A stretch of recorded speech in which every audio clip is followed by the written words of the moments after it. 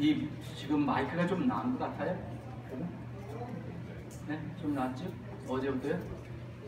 밤에 또 고생을 했어요. 이전 도사님하고 효민이가 교회 가서 다른 마이크를 가지고 왔어요. 그런데 그 효민이 자꾸 얘기해서 미안한데 내가 알아듣기는 그냥 눈물만 흘린 게 아니라 거기서 펑펑 울었다고 그랬는데 그게 맞아요? 네, 그냥 눈물만 흘린 게 아니라 펑펑 소리내서 울었대요. 아니 뭐 그 정도는 아닌데 어쨌든 중간 버전인가. 그냥 눈물만 흘리면 잘 모르잖아요, 사람들이. 근데 너무 외롭고 힘들고 또 난 충분히 이해가 돼요. 물 설고 땅 설고 또 먹는 것이 서러요. 먹는 것이. 그래서 충분히 그 스트레스를 받아서 말씀 예배 드릴 때 말씀 드릴 때 감동이 돼서 막 울었는 것 같아요. 네. 먹는 거는 괜찮았다고요? 먹는 거.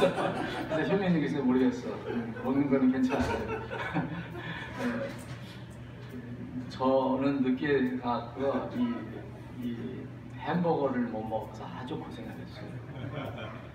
있을 때 라면도 못 먹는 체질이었다가 햄버거를 못 먹으니까 미국 가서는 정말 부자도 아닌 이상 기도를 다했습니다. 햄버거를 잘 먹게 해달라고. 진짜로. 그러더니 몇 개월 만에 내가 햄버거를 먹기 시작했어요. 그러니까 충분히 내가 이해가 돼요. 그래서 그때 내가 이렇게 힘들었을 때 라비 같은 사람이 없었어. 그래도 감사합니다.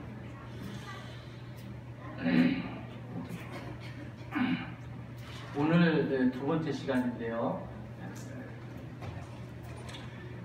제목은 성도라면 두 개의 시계를 차고 살아라 하는데 제가 이렇게 써놓고서도 성도라면? 라면이 또 저런 게 있구나. 그래서 생각이 라면을 성도라면으로 하면 많이 팔릴 것 같다는 생각이 들어요. 갑자기 별 생각이 나나요? 하여튼 뭐 해고 나면 네? 성도이거든 이렇게 했으면 뜻이 들어왔을 거예요. 성도라면 아니 라면 먹으라는 거다. 자, 여러분들이 하나님의 자녀라면 거룩한 사람이 됐다면 하나님께서 이렇게 인정해 주신 칭의를 해주신 그런 사람이라면 두 개의 시계를 차고 살아라 그런 제목으로 오늘 두 번째 시간을 갖겠습니다. 이 오늘 본문은 여러분들 잘 아시는 에스겔서 38장입니다. 38장. 오너프?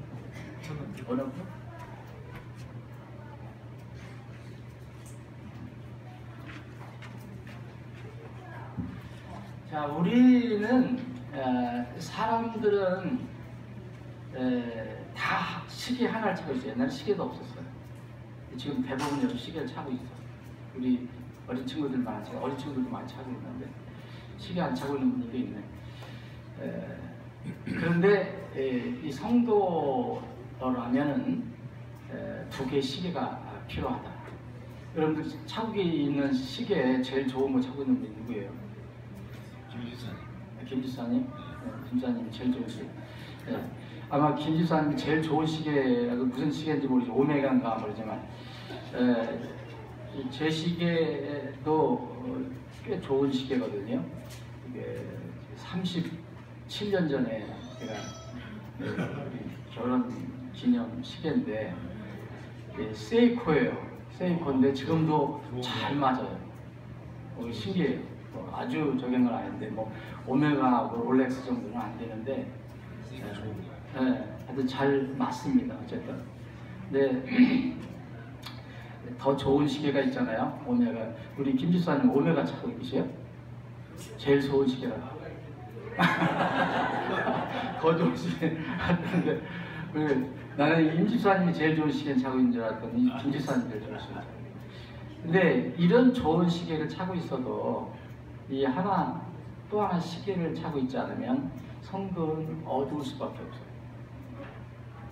지금 이 시대에는 이걸 많은 어떤 그 신학적인 그 영향을 받아서 그런지 모르는데 하나의 시계가 더 필요합니다. 우리에게는 물리적인 시간을 가리키는 시계가 우리가 가지고 있는 시계예요. 지금 시계 지금 12, 3분쯤 시작했는데 10시 12, 3분에 시작된 걸 가리켜주는 시계 이거 우리가 필요한 시계입니다. 근데 또 하나의 시계가 있어요. 이거는 역사의 시간을 알리는 시계가 필요합니다. 우리가 가지고 있는 시계도 계속 초가 움직이고 분이 움직여서 이제 시간을 이루고 그래서 날이 이루어지고 이렇게 하는데 성경 말씀에 의하면 이 역사를 알리는 시계를 주님께서 우리에게 하나 주셨다. 전도서 3장을 보면 전도서 3장은 때에 관해서 얘기를 하고 있는데 모든 일에는 시기가 있다 이게요. 하늘 아래 모든 일에는 시기가 있고 모든 목적한 것에는 때가 있다. 타임. 시기는 시즌이라고 해요. 그래서 뭔가 하나님께 정하신 그런 때가 있다는 거예요. 이거는 우리가 마음대로 할 수가 없어요. 우리가 약속 시간을 마음대로 정할 수 있지만 세계를 움직여가고 내 개인의 미래를 목표를 세우고 열심히 할 수 있지만 결과는 우리 것이 아닙니다.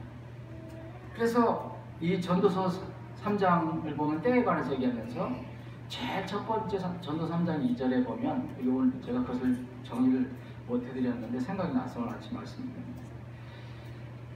이 날때가 있고 그래요. 날때가 있고 사람이 날때가 있잖아요. 여러분 다 생일 가지고 계신데 그리고 그 난 사람이 또 죽을 때가 있다고 해요. 그리고 이건 어떤 한 사람 얘기하는 거고 또 사람이 일하는 것을 또 그 다음부터 쭉 얘기를 해요. 심을 때가 있고 심은 것을 뽑을 때가 있나니 그렇게 얘기합니다. 이게 우리는 모르지만 하나님께서 보실 때 이 세상에 다 때가 있다는 거예요. 우리에게도 때가 있고 여러분 때 다 틀려요. 이제 우리는 때가 같을 수도 있어요. 이렇게 되기를 바라는데 근데 이게 될지 안 될지는 모르겠어요. 우리 여기 계신 분들이 다 똑같은 때를 그냥 나팔 소리가 나면 그때는 똑같아져요. 왜? 근데 이제 주님께서 언제 오실지 모르지만은 우리가 육체 생명이기 때문에 이제 먼저 주님께 가는 사람도 있고 또 어린 친구들은 늦게 가는 사람도 있고 그래서 그때가 언제인지 모르지만 만약 우리가 이렇게 함께 주님을 섬기고 교제할 때 주님 오시면 그때는 우리 모두의 때가 될 수 있어요. 똑같은 때. 그렇지만 그것이 아니라면 다 각자의 때가 있습니다. 두 개의 우리 시계가 있는데 이 하나 반드시 차고 있어야 할 시계가 바로 이 시계입니다. 이스라엘이라는 시계예요. 근데 이 이스라엘이라는 시계를 지금 많은 사람들이 그래도 요새는 조금 그래도 그거를 많이 이렇게 알려주는 그 곳도 있고 또 그런 교회들도 있고 그런데 이게 신학적으로 이스라엘을 무시하는 신학이 옛날부터 내려왔어요. 그래서 그 영향을 아직도 많이 받고 있어요. 그래서 이 두 번째 시계를 완전히 무시하는 사람들이 있어요. 하나님께서 세상을 섭리하시는 중심축은 이게 바로 중심축이라면은 하나님이 역사를 주장하시는 분인데 그분이 가지고 계시는 시계가 있다는 거예요. 우리가 흔히 해식이라고 해요. 자, 이 세상에는 이 고린도서 10장 말씀에 의하면은 바울 사도가 얘기한 말씀에 의하면 세 종류의 이 세상 사람들이 있어요. 누구나 다 해당되는 거예요. 이스라엘이 있고요. 그 다음에 이방인이 있어요. 이건 제가 만든 게 아니라 다 성경에 있는 거예요. 바울 사도가 이야기한 것 중에 그 다음에 하나님의 신약교회 성도들이 있어요. 이 이스라엘과 이방인과 하나님의 교회 성도들은 다 물론 사람이지만 그 하나님께서 우리는 우리가 정확하게 알 수는 없지만 하나님께서 정해놓으신 그런 범위에 속한 사람이 있어요. 그 사람들이 바로 이렇게 세 부류로 나눌 수 있어요. 영적인 성격으로. 이스라엘은 여러분 하나님께서 많은 민족 중에서 택했다고 얘기합니다. 특별하게. 그래서 선민이라고 하죠. 선민. 그래서 이 구약 성경을 보면 아주 철저하게 이렇게 분리가 되어 있어요. 나눠져 있어요. 이스라엘과 이방인은 철저하게 구별이 되어 있어요. 사람은 뭐 틀린 게 아닙니다. 그러나 하나님과의 관계에서 그렇게 얘기해요. 이스라엘은 하나님의 존재를 믿고 하나님의 그 법대로 따라가려고 했던 사람들이고, 이방인은 아무것도 모르고 대신 하나님 무시하고 우상신 섬기던 사람들이 이방인이었어요. 그런데 하나님의 신약교회는 뭐냐면 하나님의 경륜 가운데 이제 예수님이 오신 뒤에 예수님을 통해서 이 이스라엘과 이방인에서 불림을 받아서 나온 사람들이 모인 곳이 하나님의 신약교회 성도들이죠. 그래서 지금 이 시점에서 보면 세상 모든 사람들은 여기에 속한 거예요.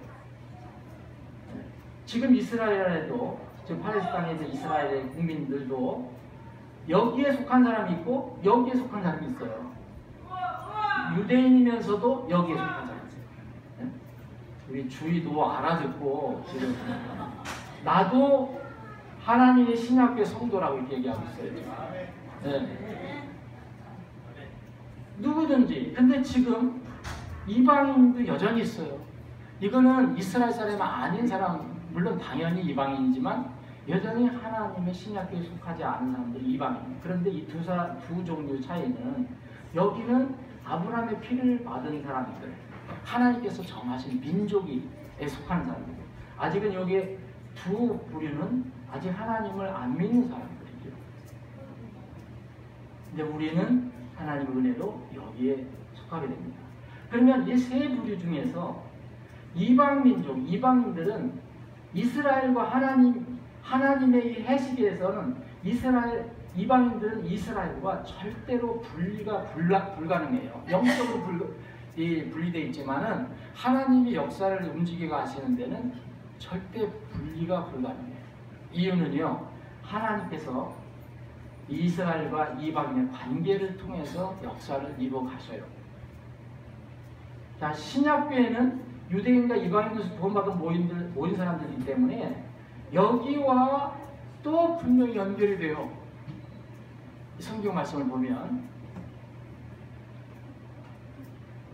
자, 이거 잘 만들었는데 우리 집. 네? 이게 더 효과적이네요. 저는 이런 게 좀 둔해요. 둔한데 우리 이제 최전도사가 만들었어요. 이스라엘과 이방인들의 관계를 하나님께서 말씀하고 계세요. 이거를 곳곳에서 얘기하는데 대표적인 거 여기 말씀드릴게요. 누가복음 21장은 뭘 얘기하는 거예요? 마지막 때에 관해서 얘기해요. 마태복음 24장, 누가복음 21장, 마가복음 13장. 이거는 주님이 오실 때 마지막 때에 관해서 이야기하는 그런 장이에요. 통틀어서 얘기하는 거예요. 그 누가복음 21장, 의사 누가가 아주 치밀하게 쓰는 사람, 하나님의 감동을 받아 쓸 때 아주 구체적으로 쓰는 사람, 이 누가가 기록한 거 보면 또 그들이 칼날에 쓰러지고 모든 민족들의 포로로 잡혀가며, 이건 누구예요? 이스라엘을 얘기해요.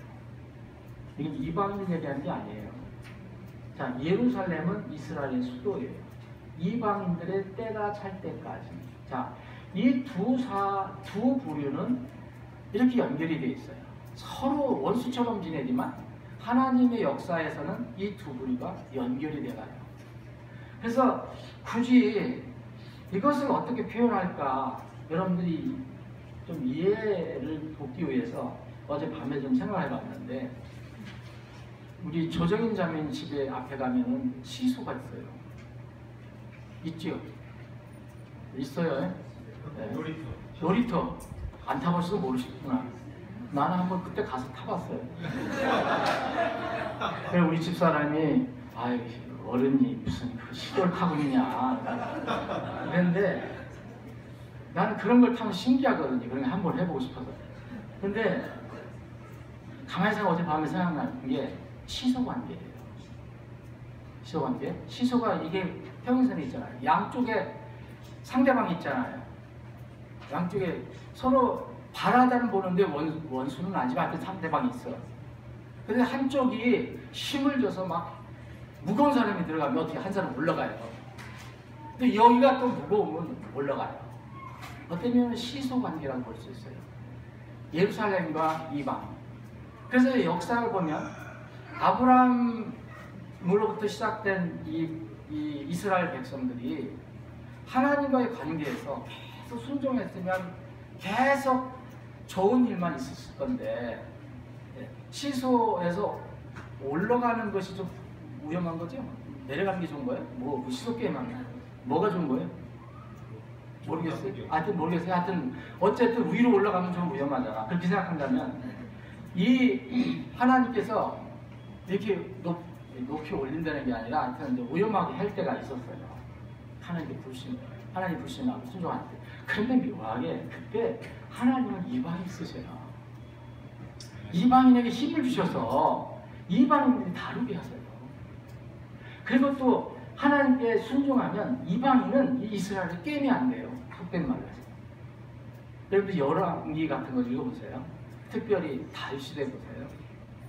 강성할 때 보면 솔로몬 시대 보세요. 다른 이방인들 참 조공을 바쳐요. 그런데 이 불순종, 교만해서 불순종하기 시작하면 하나님께서 이방인들에게 엄청난 힘을 주셔요. 그럼 또 이스라엘이 엄청나게 괴로움을 당해요. 사사기를 읽어보세요. 사사기. 전부 다른 민족들이 와서 괴롭히고 통치하고 막 그래요. 두 민족은 이 부류는 절대 원수지가 아니지만 시소 타는 것처럼 그런 게임을 계속해요. 그러면 이 하나님의 교회 성도들과 이 이스라엘과 이방인들의 관계는 어떤 관계일까? 저는 가만히 이렇게 생각을 해봤어요. 여기 누가복음 21장에 예루살렘은 이방인들 때가 찰 때까지 이방인들 짓밟히라 그랬어요. 이방인들 짓밟힐 때가 있고 그러면 찰 때까지만 짓밟히는 거예요. 찰 때가 끝나면은 이방인은 더 이상 힘이 없어요. 여러분 이제 에스겔서 38장 이 마지막 때 이 이방인들이 엄청난 힘을 가지고 예루살렘을 공격할 때 예수님이 그걸 완전히 쳐부시는 장면을 보면 그때는 이제 이게 힘이 없어요. 이스라엘이 엄청난 힘을 가지고 있어요. 자, 로마서 11장 25절에 보면 형제라 너희가 스스로 지레온 것으로 여기지 않게 하기 위하여 이 신비에 대해 너희가 모르기를 내가 원치 않으니 이 형제들이라고 얘기한 것은 로마 교회를 이루고 있는 사람들이 주관이잖아요. 주축이잖아요. 로마 교회는 주로 유대인들도 거기 사는 사람들이 있었겠지만 이방인들 중심이에요. 그래서 그 형제들이라고 하는 것은 그거 구원받은 로마 교회 성도들이지만 이 사람들의 신분, 그 출신을 보면 이방인이라는 거예요. 이 사람들 뭐냐? 이방인인데 하나님의 부르심을 받아서 교회를 모인 사람들이에요. 너희가 스스로 지레온 것을 여기지 않기 위해 이 신비에 대해 내가 너희를 모르기를 내가 원치 않으니 그것은 이방인들의 충만함이 이를 때까지 일부가 눈머는 일이 이스라엘에 생긴다는 것입니다. 로마 11장 20절. 그러니까 지금 이스라엘이 저렇게 정말 보잘것없고 지금 다 흩어져 있고 어려움이 있지만 어디 씨가 마른 것처럼 보이지만 이게 아니다. 이 신비가 있다. 이 신비는 너희들 출신이 이방인인데 이방인들이 충만함이 이를 때까지 일부가 이스라엘에 눈머는 것이다. 까지라고 얘기했어요. 하나님이 정하신 때가 있어요. 타임이 있어요. 그래서 이 교회하고의 관계는 성경에서 말하면 11장에서 로마 11장에 보면 올리브나무와 야생 올리브나무에 대해서 개역 성경은 참 감람나무와 돌감나무 그 비교를 해요. 그래서 교회도 절대로 이스라엘과 그리고 이스라엘이 아닌 이방인들과의 관계에서 벗어나지 못해요. 그래서 우리는 여기를 지켜봐야 되는 거예요. 그거 없이 정말 우리 교회만 열심히 하면 잘 된다. 뭐 잘 될 수도 있겠지만 역사 하나님께서는 어떻게 하나님의 해시계를 이렇게 분출을 돌리시는가는 우리가 얻을 수가 있어요.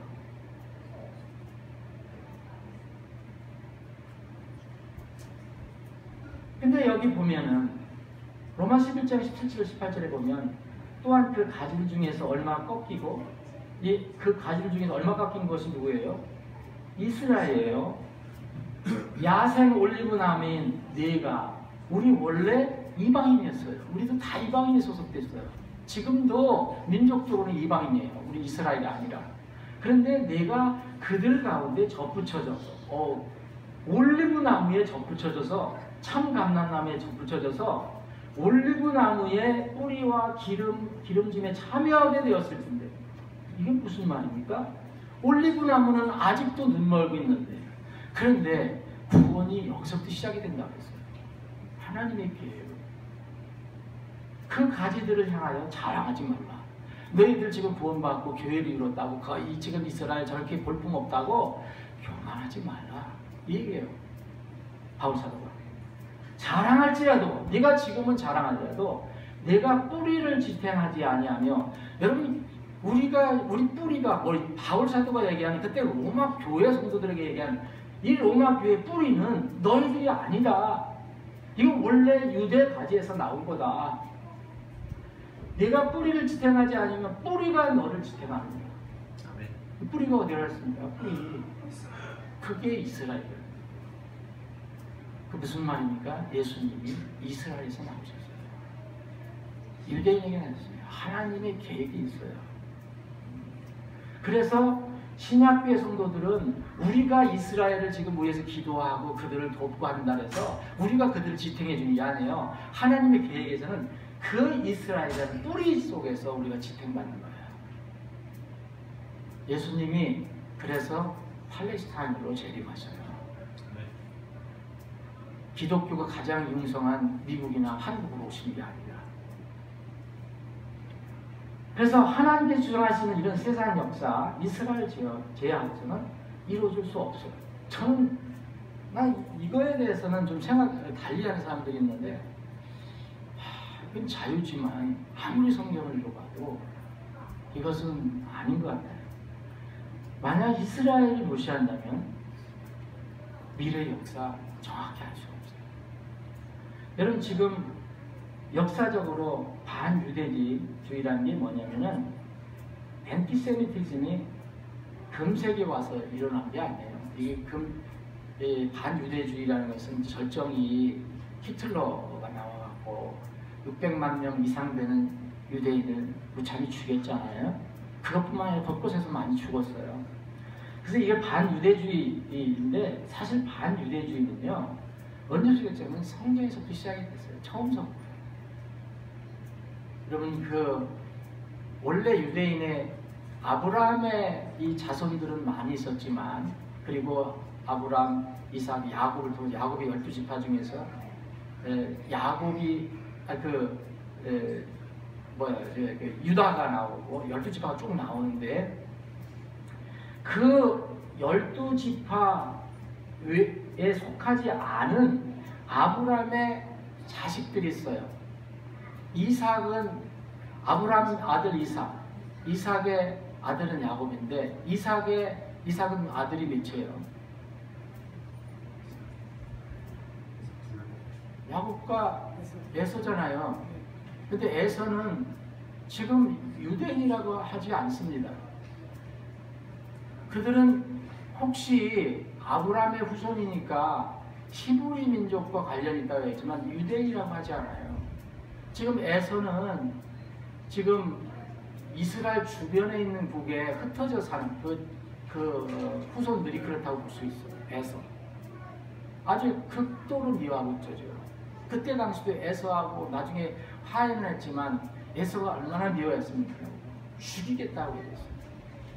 근데 그 후손들이 지금도 이스라엘을 죽이겠다고 얘기해요. 이란은 지금도 계속해서 봉헌해요.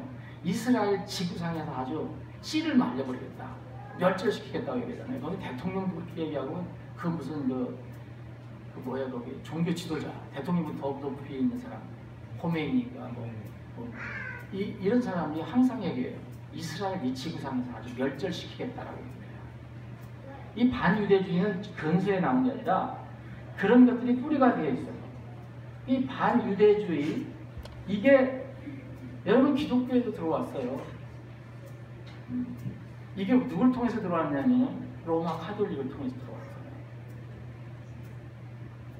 로마 카톨릭이 바로 그때 신부들 그리고 이 로마 카톨릭이 공식적으로 히틀러가 로마 카톨릭 신자였어요. 같이 그때 이스라엘 사람들을 이렇게 학살한 것도 거기 책임이 있습니다. 이제 자료 보면 다 나옵니다. 여러분. 신부들이 얼마나 히틀러하고 협조를 했는지. 근데 이게 우리나라에 기독교에 들어왔는데 로마 카톨릭을 통해서 그래서 로마 카톨릭이 마지막으로 지금 안타까워하는 것이 예루살렘을 자기들의 성지로 삼으려고 하는데 잘 안 되잖아요. 그래서 대체 신학이라는 게 나왔어요. 이거는 지금 이 시대 신학교에서 배우는 거예요. 대체 신학이라면 대체는 무엇을 대체한다는 거예요, 말 그대로. 근데 구약을 보면 계속 하나님께서 이스라엘 약속하세요. 근데 신약에 넘어오면 이 약속한 이스라엘이 하나님께서 보내신 예수님을 잡아서 죽이잖아요. 근데 이것 때문에 어떻게 하면 대체 신학이 나왔어요. 야, 이제 이스라엘은 대체됐다. 누구로? 교회로 대체가 됐다라고 얘기하는 거예요. 그래서 이 구약에 약속된 모든 그런 축복들이 다 교회로 넘어왔다라고 얘기하는 거예요. 그게 대체 신학이에요. 대체 신학은 이스라엘을 대체하는 거예요. 없애버리는 거예요. 이게 지금 이 시대에도 많은 신학에서 가르치고 대부분이 이제 장로교 같은 데 통해서 여러분 아주 경건한 그런 성경 주석가들이 글을 읽어보면 좋은 점이 많아요.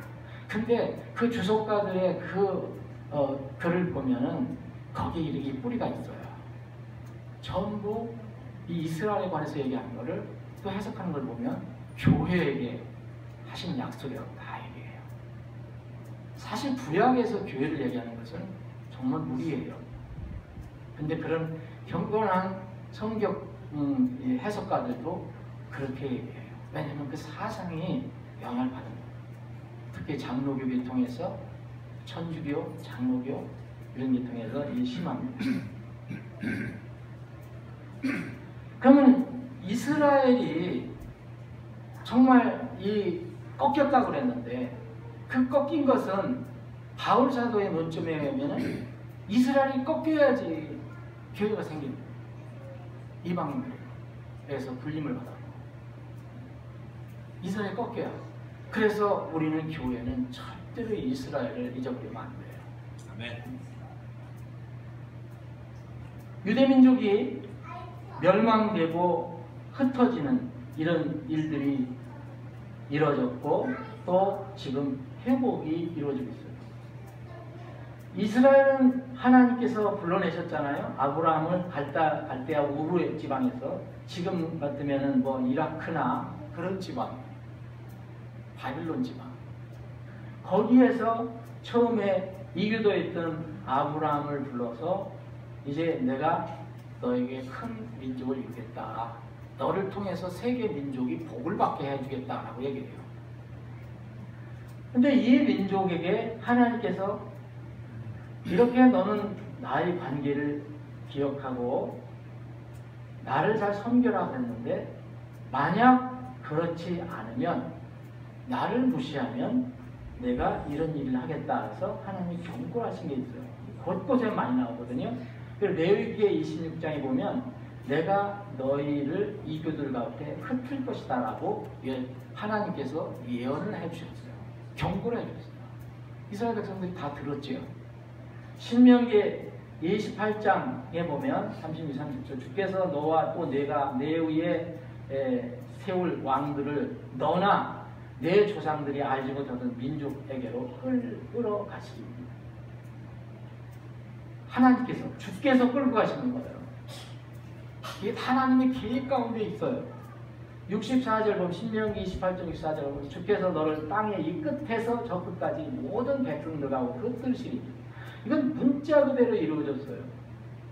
여러분, 우리나라는 국권을 이뤘지만 이 땅에서 저 끝까지 모든 백성하고 흩은 이런 경우는 없어요. 어떤 민족이든 어떤 나라든 지구상에서 이런 민족은 없습니다. 유일한 민족이 유대인들이에요. 이스라엘이에요. 그래서 이방인들의 때가 차기까지 이방인들에게 의해서 너희들 수도 그 아름다운 이 하나님의 도시라고 하는 예루살렘이 짓밟힐 것이다 라고 얘기합니다. 그럼 이방인의 때가 언제냐? 하나님께 이제 계속 경고를 주시고 말씀 주셨는데 순종하지 않았어요. 특별히 왕을 세워달라고 했을 때, 이제 하나님 대신 왕을 세워달라고 했을 때 극도로 하나님이 대적하죠. 북왕국 같은 데는 이 19왕 중에서 한 왕도 선한 왕이 없어요. 그래서 이방인들의 때는 언제냐? 정확히 언제 몇 월 며칠서부터 시작된다라고 얘기할 수 없지만, 대략적으로 이 북왕국이 예수님 오시기 전에 722년경에 이 아시아에 의해서 멸망됐어요. 이 남한국은 거기서부터 한 40-50년 정도 더 견뎠어요. 이 바빌론 느부갓네살 왕에 의해서 이때 예수님 오시기 전 약 605년, 580년, 이게 거기서부터 침공을 당해갖고 여기 마지막 때예요. 586년 혹은 587년 BC니까 1년씩 이렇게 엇갈리게 될 수도 있어요. 이때 완전히 망한 때예요. 예루살렘이 열방됐어요. 그리고 바빌론 포수로 잡혀갔어요. 이 이방인 때는 언제냐? 바로 이 이스라엘 백성들이 곳곳에 흩어졌을 때부터 예수님이 오실 때까지, 이때까지가 이방인 때. 지금 이방인의 때입니다. 아직까지. 근데 이방인의 때가 지금 하나하나 차곡차곡 차여가고 있어요. 우리 교회 시대로 보면, 우리가 지금 교회 시대, 또 성령님 시대라고 얘기했잖아요. 성령 역사하시는 시대. 그런데 하나님이 전체 역사적으로 보면 지금 아직까지 이방인들의 때예요. 아직 이스라엘은 이방인들을 제압할 수 있는 그런 능력이 없어요. 주님이 오실 때야 가능해요. 근데 그 과정이 있어요. 그게 어느 날 아침에 예수님께서 적을 물리치신 것은 뭐 하루아침에도 물리칠 수도 있지만 이스라엘을 또 사용하시거든요. 근데 이스라엘이 그렇게 될 때까지 그 과정이 있어요. 지금 그것들을 이제 앞으로는 이제 살펴볼 겁니다. 바벨론 포로 70년 후에 페르시아 고레스의 칙령, 페르시아 왕 고레스의 칙령으로 이스라엘이 귀환이 됐어요. 그런데 이것은 어떤 본보기고 샘플이었지, 다시 와서 또 불순종이 있잖아요.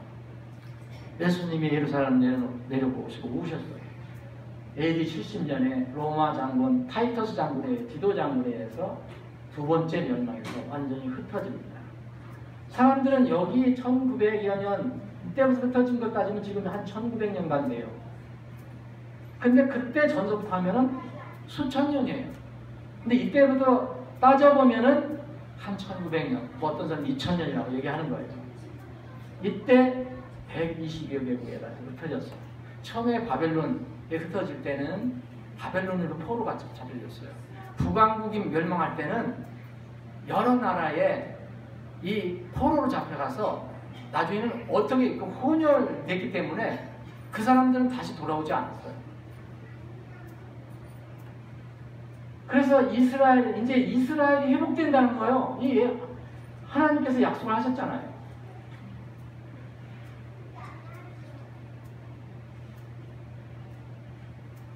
이스라엘의 회복이 예언이 됐습니다.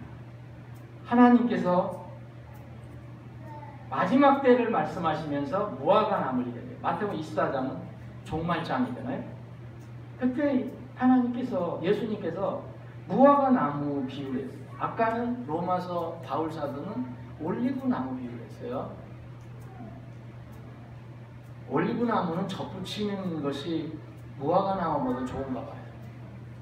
그런데 무화과 나무나 올리브 나무나 포도 나무는, 특히 무화과 나무는요, 무화과 나무하고 올리브 나무는 이스라엘을 상징해요. 이 무화과 나무의 비유를 배우라. 그것의 가지가 연하고 잎사귀를 내면 여름이 가까운 일을 너희가 알아니. 이 연하고 잎사귀를 내는 때는 언제예요? 시즌이 있다 그랬잖아요. 이 하늘 아래 모든 일은 시즌이 있고 모든 목적한 것에는 때가 있다 그랬어요. 시즌이 있고 때가 있다 그랬는데 이 시즌이 언제예요? 이 시즌이 여러분, 아니 너무 골똘했으면인지 그런지 집중을 해서 그런지 시즌이나 절기가 아니에요. 죄송합니다. 영어로 얘기하면서 계절이 언제예요? 봄, 여름, 가을, 겨울 시즌 언제예요? 봄이잖아요. 그렇죠? 봄에 잎사귀가 나오지 않아요? 맞죠? 네, 너무 골똘하시는 것 같아요. 아니면 어젯밤에 너무 교제를 진하게 하셨는지. 자, 보세요. 그것의 가지가 연하고 아직 연하고 잎사귀를 낼 때가 언제예요? 봄이잖아요. 하나님께서는 뭐든지 시즌이 있다고 그랬어요. 시즌, 계절이 있다고 그랬어요. 봄이 있다고 그랬고 어떤 타임이 있다고 그래요. 네? 모든 목적한 것은 때가 있다. 그 다음에는 여름이 가까운 줄을 너희가 아나니. 그러면 예수님께서 얘기하실 때는 아직 여름이 아니에요. 그죠? 여름이 가까웠다 얘기해요. 지금은 어떤 때인지 아세요? 여름이 정말 가까울 때입니다. 그래서 세상 모든 민족들, 이 세상 모든 민족들의 중심은 세상 사람들이 인정하지 않아요. 그런데 성경을 믿는 사람들은 인정하지 않을 수가 없습니다. 하나님 말씀이기 때문에. 그래서 세상 모든 민족의 중심은 이스라엘입니다. 세계를 향한 하나님의 목적과 계획이 있어요. 신명기 28장 8절 9절에 보면 이런 말씀이 있어요. 지극히 높으신 이께서 민족들에게 그들의 상속물을 나누어 주실 때에 그분께서 아담의 아들들을 구분한 때에 이스라엘 자녀들의 수에 따라 백성들의 경계를 정하셨나니 이는 주의 몫이 자신의 백성이기 때문입니다. 야곱은 그분의 상속 유산목입니다. 이게 작년에 우리가 여기 여름 캠프 때 공부한 절이에요. 여러분 기억하시는 분 있을 거예요. 근데 이게 사실은 어려운 구절이에요. 이제 어려운 절. 여러분, 지극히 높으신 이께서 민족들에게 그들의 상속물을 나누어 주실 때, 민족들은 온 민족이 지상에 있는 모든 민족. 근데 각자 경계를 정하고 때를 정해준다 했잖아요. 그죠? 작년도 우리 공방 기억하시죠? 그럴 때에 참 곧 아담의 아들들을 구분할 때 이스라엘의 자녀들의 수에 따라서 백성들이 경계를 정하신다는 거예요. 제가 어떤 성경 코멘트를 찾아봐도 이걸 정말 이렇게 정말 명확하게 다른 것은 아직 못 봤어요. 그런데 분명한 것은 이거예요. 이스라엘의 땅의 지구상의 중심이라는 거예요. 하나님의 생각이에요. 민족들이 있어요. 그런데 이 민족들이 아까 이 지상에 있는 이 세 종류로 나눈다면 이스라엘, 그 다음에 이방인, 그 다음에 교회라고 했잖아요. 그래서 이 시소도 얘기 드렸고 그 이스라엘과 민족들의 이 관계를 또 얘기하셔요. 이 민족들은 이스라엘 관계가 있다는 거예요. 여러분 이 내용을 정확하게 모르더라도 어떤 면역은 신비도 들어있을 것 같은데 우리가 알지 못하는 거예요. 근데 분명한 것은 연결이 되어 있다는 거예요.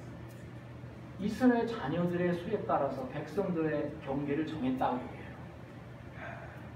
한국, 북, 뭐 저기 중국, 뭐 어디 뭐 이렇게 정한 걸 그렇게 하셨다는 거예요. 아마 천국에 가야 다 이해할 수도 있을 거예요. 어쨌든 이 말씀에 의하면 이스라엘 땅은 지구상의 중심이에요. 원하든 원하지도 않든. 이스라엘은 그래서 세상 모든 민족의 중심이 됩니다. 에스겔서 5장 5절에 보면 이런 말씀이 나와요. 주 하나님이 같이 말하나 이것은 예루살렘이니라. 내가 그것을 그의 사방에 있는 민족들과 나라들 한가운데 두었구나. 여러분 지금 하나님께서 뭘 했습니까? 예루살렘 얘기하세요? 예루살렘 둘러싸고 있는 것은 당연히 예루살렘은 이스라엘 사람들의 수도예요. 근데 이 예루살렘을 이 그녀라는 것은 예루살렘 얘기하는 거예요. 도시를 가르칠 때 성경은 때로는 여성 칭호를 합니다. 그녀의 사방에 있어요. 둘러싸고 있어요. 이건 뭘 얘기해요? 하나님 마음속에는요 이스라엘 세상 민족의 모든 중심이라는 거예요. 모든 민족들과 나라들 한가운데 두었고 이 한가운데가 문자적으로는 배꼽이라는 뜻이에요. 저희는 더 구체적으로 찾아보지는 않았습니다. 이 배꼽이라는 뜻이에요. 근데 이 인간의 몸에서 배꼽의 중앙에 위치하고 이스라엘 땅은 세계의 배꼽이에요. 세계 중심에 위치합니다. 이건 이유가 있습니다. 그리고 증거가 됩니다. 증명을 할 수가 있어요. 이 지구는 둥글기 때문에 어디든지 중심이 되는 거예요. 그렇죠? 둥글기 때문에. 그래서 한국의 여기 이걸 중심이라고 그러잖아요. 한국의 토속 종교 이런 사람들은 한국이 중심인데 그 중에서도 이제 계룡산, 청계산 뭐 이런 데 있지요. 뭐 지구는 둥그니까 얘기할 수 있어요. 그러니까 저기 예루살렘도 중심이라고 하면 되는 거지. 그런데 그게 아니에요. 하나님께서 보면은 자 인간의 몸에서 배꼽 중에 하나님의 형상인 사람이 이스라엘 땅이 왜 세계의 배꼽이가 세계의 중심에 위치했느냐. 하나님의 형상인 사람이 거주하도록 만드신 우리가 살고 있는 것은 지구예요. 지구. 그런데 이사야서 45장 18절에 보면은 하늘들을 창조하신 주가 이같이 말하노라. 하나님은 친히 땅을 조성하고 만들며 견고하게 하였을 때 땅을 헛되이 창조하지 아니하고 사람이 거주하도록 조성하였느니라. 나는 주니라. 나는 다른 것. 땅을 헛되이 창조하지 아니하고 사람이 거주하도록 조성하였느니라. 여러분 하나님께서 땅을 창조하셨을 때 지구를 만드시고 사람들 처음 만들어 세운 그 장소가 어디예요? 여기 에덴 동산 아니에요? 문수산인가? 에덴 동산이잖아요. 이 에덴 동산은 지금 어디입니까? 대개 이스라엘 근처 지금 이라크 지역이라고 얘기해요. 그런데 하나님께서 이스라엘 민족을 부르셔서 정하신 장소가 있어요. 그 땅을 내가 영원토록 너에게 주겠다 얘기했어요. 그리고 거기에 내 도시를 세우겠다고 얘기했어요. 내 자리가 거기에 있겠다고 얘기했어요. 그게 성막이에요. 성전이에요. 그럼 어디입니까? 아무리 우리가 양보해도 유럽도 아니에요. 아프리카도 아니에요. 더구나 한국은 아니에요. 여러분. 미국도 아닙니다. 이스라엘 땅, 팔레스타인 땅이에요. 거기가 지구의 중심이에요. 네. 하나님께서 보실 때. 그래서 여러분 우주의 중심은 지구잖아요. 여러분 많은 사람들이 태양이 중심이라고 얘기해요. 근데 사실 여러분 태양 왜 만들어 놓으셨어요? 성경을 보세요. 태양이 큰 위력이 있지만 그리고 상징적으로 빛을 낸다고 해서 굉장히 상징적으로 얘기를 하지만 태양은 왜 만드셨냐면 사람을 위해서 만드셨어요. 아니, 사람이 태양을 위해서 만들었어요? 여러분 성경 안 믿는 거예요. 그러면 창세기 1장 2장을 읽어보세요.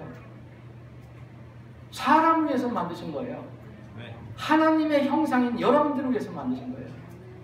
난 하나님의 형상이 아니라고 하는 사람 있잖아요. 내 조상이 원숭이다. 그런 사람 해당 없어요. 그래서 이 우주의 중심은요, 누가 뭐라 해도 지구입니다. 네. 지구의 배꼽은 이스라엘이에요. 이스라엘의 중심은 예루살렘입니다. 예루살렘의 중심은 성막입니다. 성막의 중심은 지성소예요. 지성소의 중심은 하나님께서 말씀하시는 언약궤예요. 언약궤의 중심은 그래서 긍휼의 자리에 시은자라는 거예요. 개혁성경 용어로 하면 시은자, 하나님의 은혜가 시작되는 자리. 그래서 이스라엘 백성이 내가 너희를 만나겠다. 만나는 장소, 상징적으로 얘기합니다. 너와 만나서 교제하는 곳이 바로 긍휼의 자리다. 그래서 성막으로 집중이 돼요. 그게 바로 앞에 모세오경의 뒤에 나와 있는 출애굽기, 레위기 그 얘기예요. 그래서 하나님께서 이제 증명합니다. 왜 이스라엘이 세상의 배꼽이 되고 지구의 배꼽이 되고 모든 민족의 중심이 되냐. 왜 민족들 한가운데 배꼽 가운데 너희를 한가운데 놨냐. 모든 민족 가운데 중심으로 놨느냐.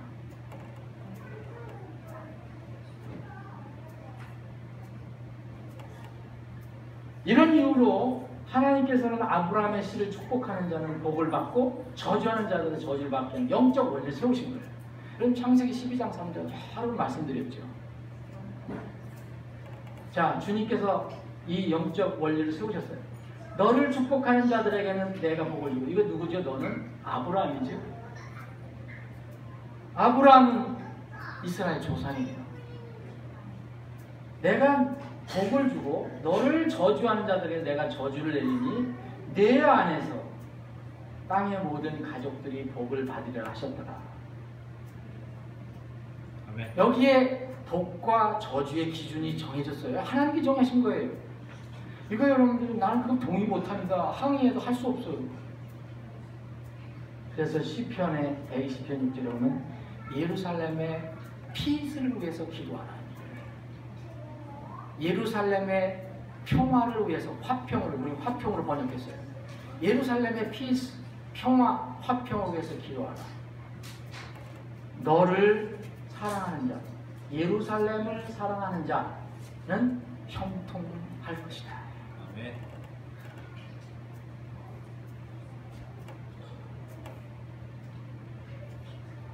그러므로 하나님의 해시계인 이스라엘에서 일어나는 모든 일은 하나님의 해시계에 분초가 째깍거리고 이렇게 흘러가는 소리예요. 두 번째, 여러분들이 차고 있는 이스라엘의 해시계, 마음에 차고 있는, 믿음으로 차고 있는 그 해시계가 차칵차칵 가고 있거든요. 지금 시계가 가는 것처럼 차칵차칵 가고 있어요. 초가 가고 분이 가고 시가 가고 있어요. 그것은 어디에서 이루어지는 거예요? 이스라엘 중심으로 이루어지는 거예요.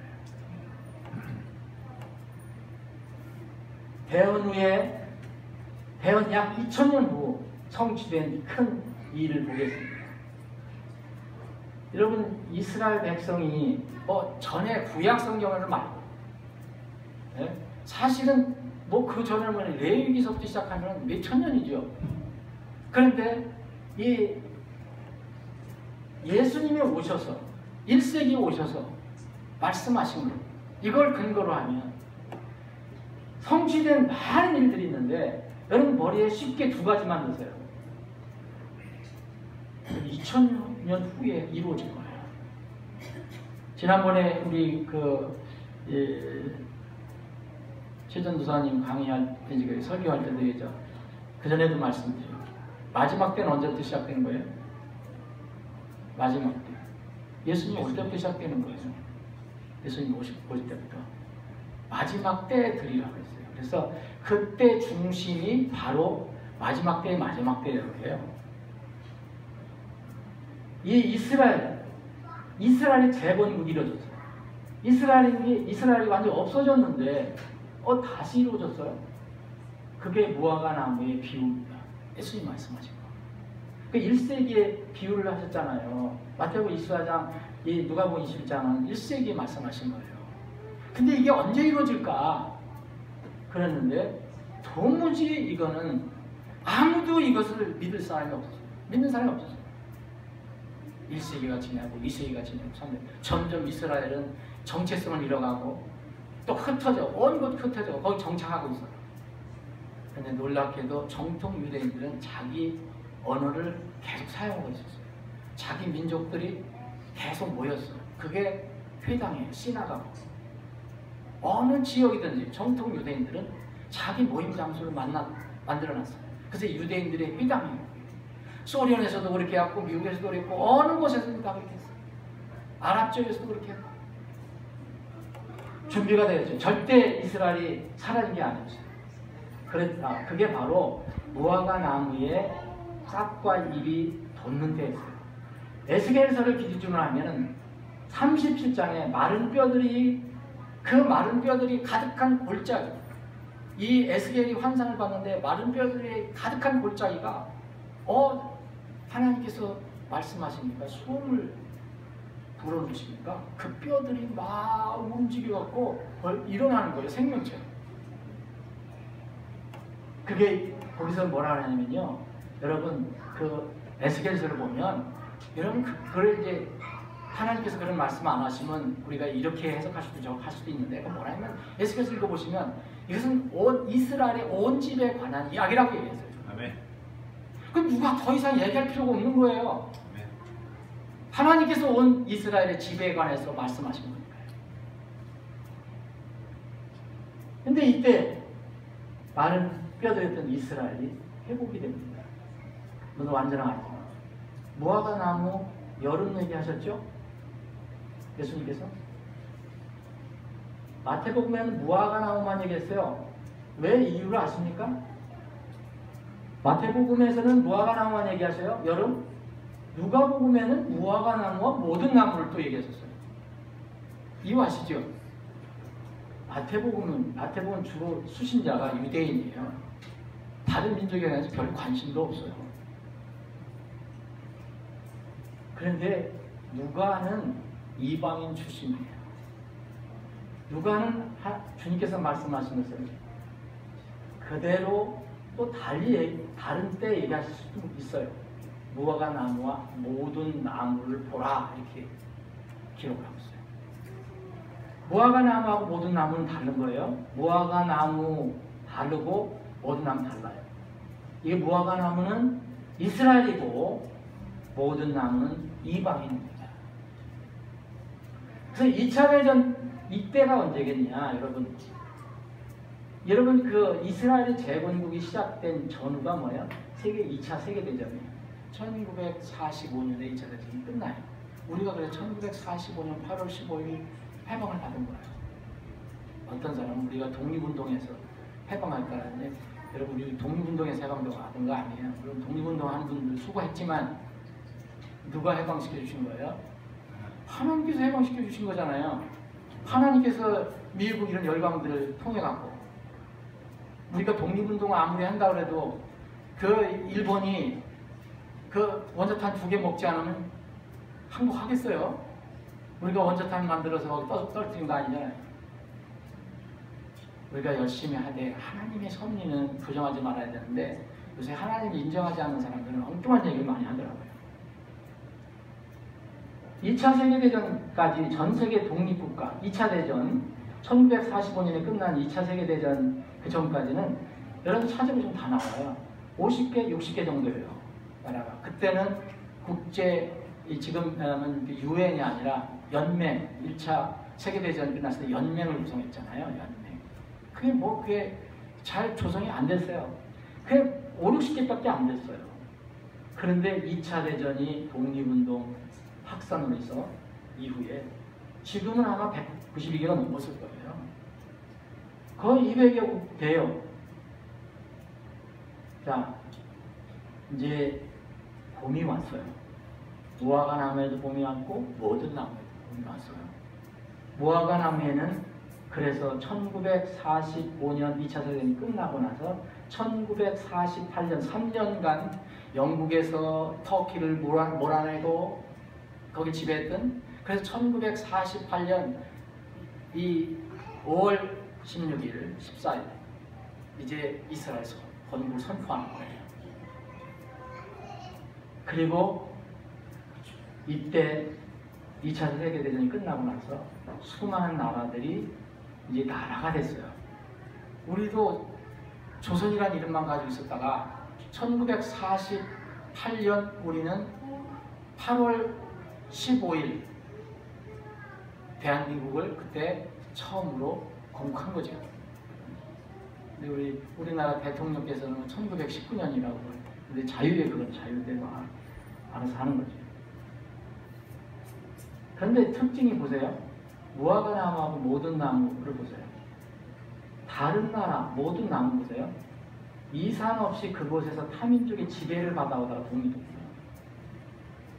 우리나라도 그렇고 어떤 나라 그때 수많은 나라가 독립을 했는데 이스라엘 같은 나라가 없어요. 이스라엘은 성경 예언대로 온 세계로 흩어졌어요. 완전히 없어진 상태였어요. 완전히 없어진 상태.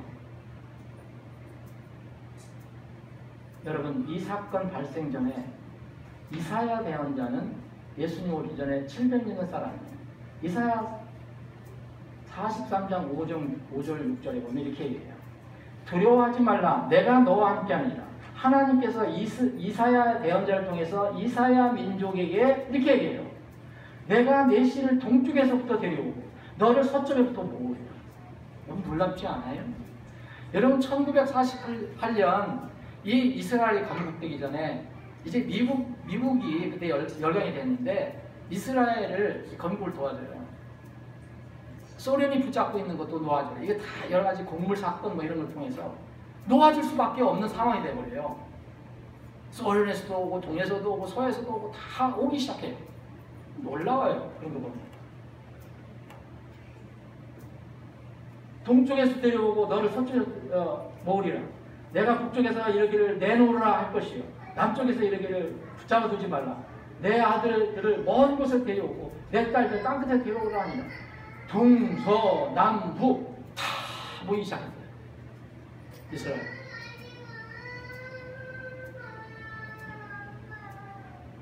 자, 그러면 대언 후 2000년 성취된 두 가지 큰 일.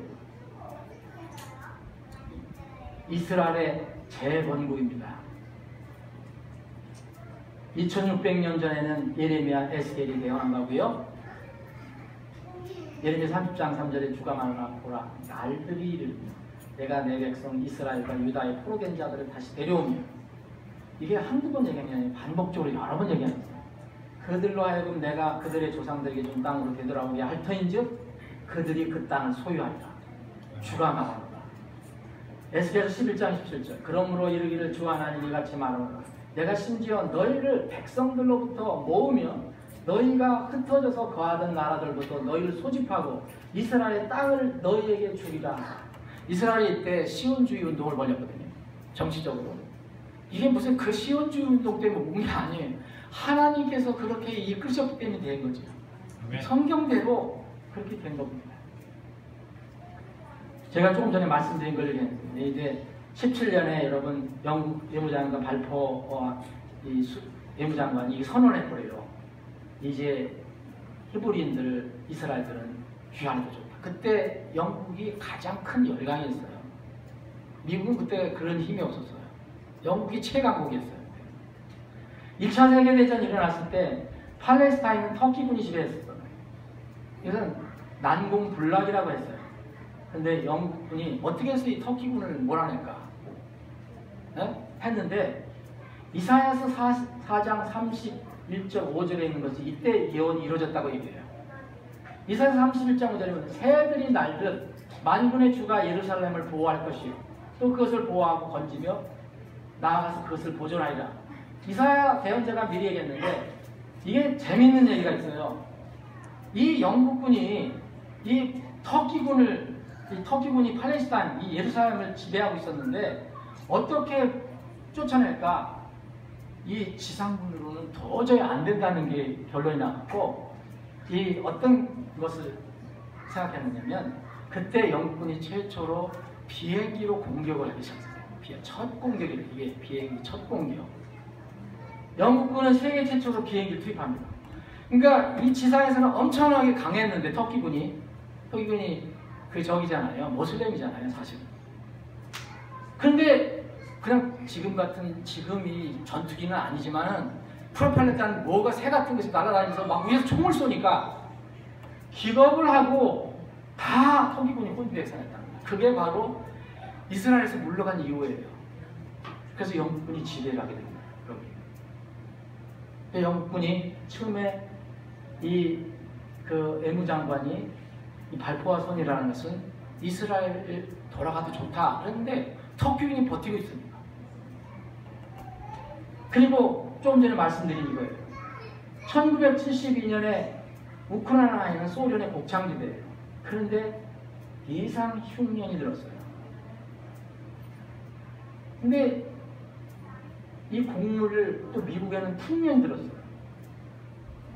그래서 이 곡창지대가 흉년이 됐기 때문에 소련은 여러분 이 인구가 많잖아요. 땅도 넓고. 그런데 흉년이 돼갖고 국민들이 먹을 게 없게 된 거예요.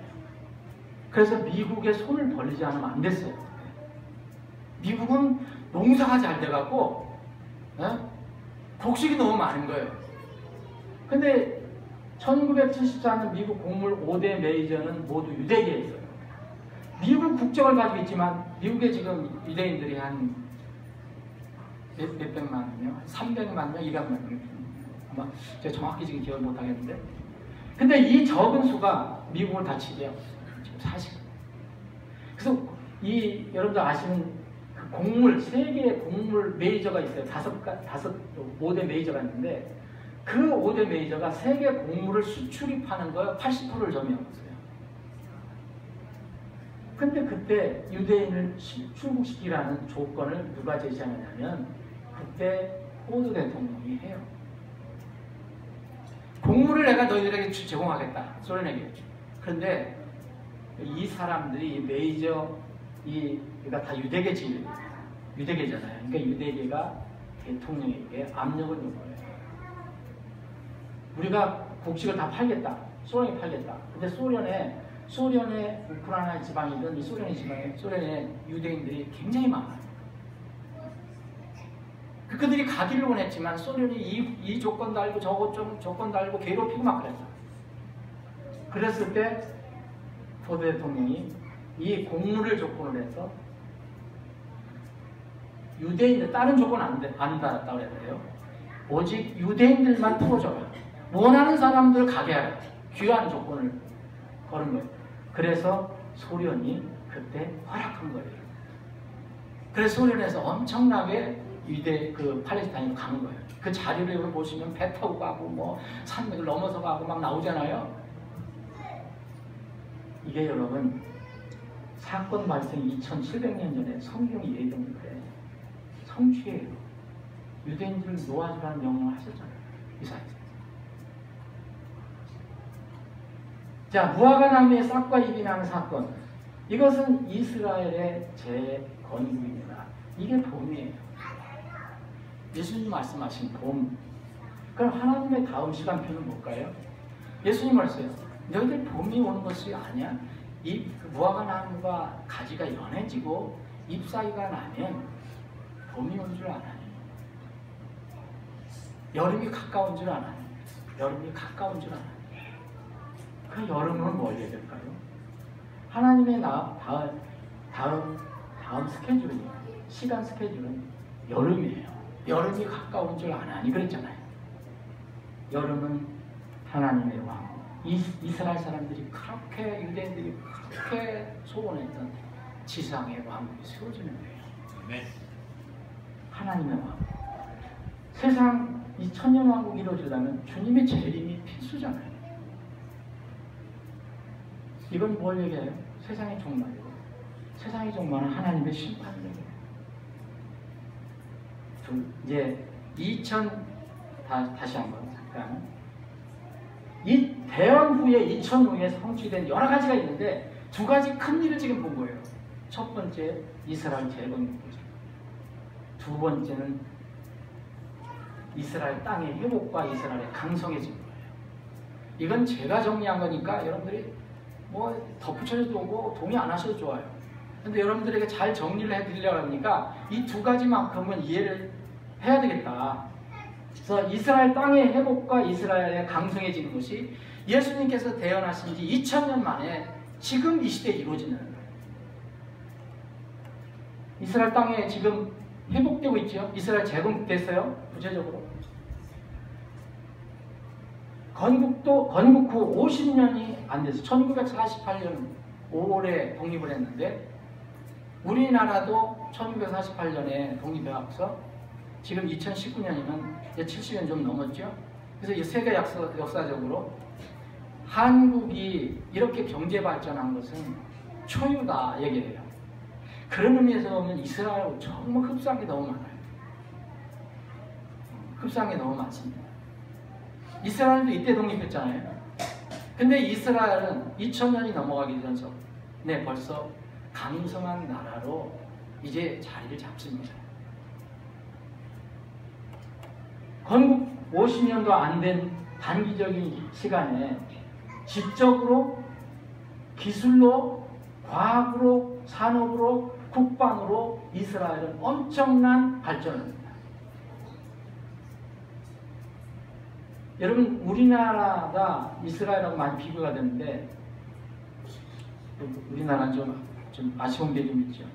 예를 들어서 지적 기술 같은 거는 이스라엘이 훨씬 먼저. 우리는 노벨상 평화상만 있지 다른 건 없어요. 지적 기술에 관한 하나도 없어요. 2017년 뉴스 앤 월드 리포트 발표 세계 국력 순위 8순위를 뽑았어요. 미국, 러시아, 중국, 영국, 독일, 프랑스, 일본. 일본 다음에 이스라엘이에요. 여러분 이 나라들을 보세요. 인구, 이게 국력 순위에 보면 단순히 무슨 돈만 가지고 있는 거 되는 게 아니에요. 인구도 들어갑니다. 인구. 근데 이스라엘은 여기에 꼈어요. 8번째로.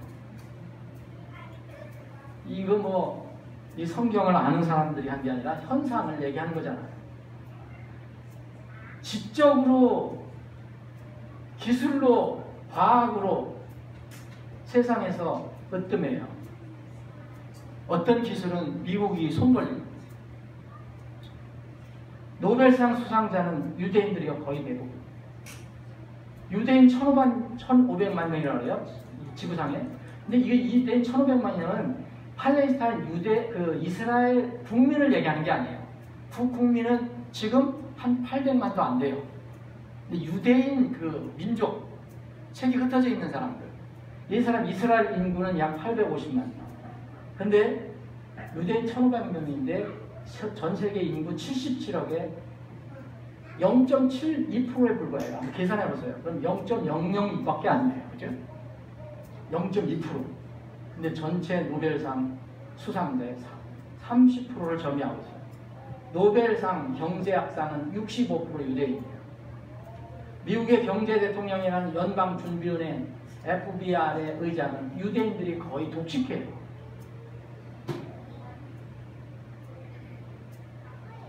최고의 정보 부대는 모든 세계가 인정하는 거예요. 미국의 CIA보다 앞선다고 합니다. 이 이스라엘의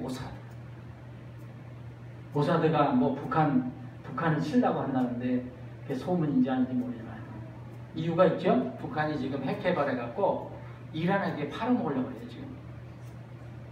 그러면 이스라엘이 핵 한 번 막으면 많이 멸절되거든요. 경제력 보세요. 1인당 GDP가 약 35,000달러예요. 우리 지금 겨우 3만 달러 넘었죠. 이스라엘은 20세기에 재건했어요. 자, 우리가 살고 있는 때예요. 저는 20세기에 태어났어요. 지금 여기 우리 친구들 21세기에 태어난 친구들이 있는데 있나? 있죠. 21세기에 하나님께서 예언하신 것들이 20세기에 가장 두드러진 게 절대 불가능하다는 게 여기 이루어졌고요. 21세기에는 세계에서 무시할 수 없는 강국이 되었어요. 이스라엘이 20세기 중반에 갑자기 태어나고 또 반세기 만에 부강해지는 현상은 마지막 때의 대원과 분명히 연결되어 있습니다. 자, 그러면 이스라엘이 강성해지는 게 나오잖아요. 땅의 회복은 지금도 회복되고 있고 이스라엘이 강성해지는 게 있는데, 이 대원을 보면요, 특히 에스겔서 같은 것을 보면, 에스겔서, 스가랴서 같은 걸 보면 여러분들 다 알고 있는 거예요. 주위에 있는 모든 적국들이 모여서 이스라엘 마지막 침공하는 사건이 나오거든요. 근데 그 침공이 왜 침공이 이루어지는가? 이스라엘의 재건국과 이스라엘의 빠른 성장의 의미에 대해서 왜 이렇게 빠르게 20세기에 태어나서 21세기에는 세계에서 무시할 수 없는 강국이 되었는가? 이거에 대해서는 오늘 저녁 시간에 하나의 구체적인 이야기를 다뤄보겠습니다. 뭐 계속하면 여러분 다 좋으시니까 난 할 수 있어요. 자, 앞으로 성취될 예언, 가장 큰 일들 대충 우리가 어제 저녁 살펴본 거 빠르게 보겠습니다. 이스라엘 땅의 회복과 유대인들의 귀환입니다. 환란 성전 건축됩니다. 이스라엘 연결된 한 인물이 출현됩니다. 저 그리스도. 아말겟돈 전쟁과 주님에 의한 이스라엘 승리가 이루어집니다. 이스라엘이 회개를 합니다. 그리스도의 재림이 있습니다. 네. 성경이 계시한 예언 중에서 이후 가장 큰 물리적인 사건은 곡과 마고 아말겟돈 전쟁입니다. 제가 물리적인 사건이라고 말씀을 드렸어요. 물리적인 사건. 물리적인 사건, 정말 세계가 이 이스라엘과 물리적으로 붙어서 어떤 갈등을 일으키는 것. 그래서 지금 보면 전쟁과 전쟁의 소음이 일어나고 민족과 왕국의 갈등이 일어나고 이스라엘과 이란의 전쟁 불사선언이 일어나고 미국과 이란 전쟁 가능성이 있고 북한 핵 문제가 있어요. 한반도 대치 문제가 일어나고 지금 그러한 시대에 살고 있는데, 아마겟돈 전쟁의 장소는 근데 한반도가 아닙니다. 현 이스라엘 땅이에요. 이 곡과 마곡의 전쟁이 일어나기 전에는 어떤 일이 일어날 건가? 곡과 마곡의 전쟁을 아마겟돈 전쟁이라고 해요. 이 부분은 이제 다음 시간에 살펴보겠습니다. 자, 오늘 두 번째 시간입니다. 결론을 내고 마치겠습니다. 하나님의 말씀을 그대로 믿는 참 성경 신자는 미래에 대해 두려워하지 않아요. 여러분, 미래가 두렵습니까? 다만 하나님 말씀을 기다리는 사람들은 새 일들을 기다리기 때문에 우리는 얼마든지 새 노래로 찬양할 수 있어요. 어제 우리 살펴본 구절입니다. 보라, 이전 일들은 이미 이루어졌습니다. 내가 새 일들을 발표하렵니다. 하나님께서 알려주십니다. 그 일들이 일어나기 전에 내가 너희에게 그 일들에 대해서 말하십니다. 바다로 내려가는 자들과 그 안에 있는 모든 것들과 선들과 거기에 있는 사는 것입니다. 너희는 새 노래로 주께 노래하며 땅 끝에서부터 노래로 그분을 찬양합니다.